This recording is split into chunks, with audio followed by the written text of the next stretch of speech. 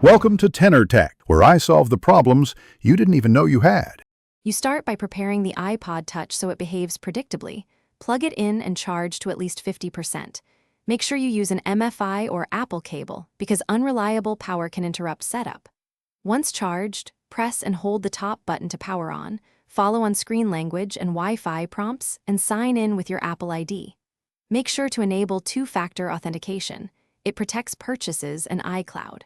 Finally, check Settings General Software Update and install the latest iOS so apps run smoothly. You now configure the core services that make the iPod Touch useful. Start with iCloud. Toggle contacts, photos, and notes to sync. Choose iCloud Backup so you don't lose data. Next, secure the device, set a passcode, and enable Touch ID or Face ID if supported. These stop others from accessing your info. Once secure, open the App Store, sign in, and install essential apps. Make sure to review app permissions. Check Settings General iPhone Storage periodically, and offload unused apps to free space. You finish by establishing a daily routine and knowing how to fix common problems.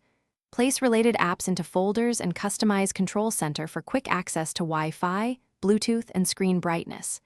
If an app freezes, force quit it. If multiple apps misbehave, restart the device.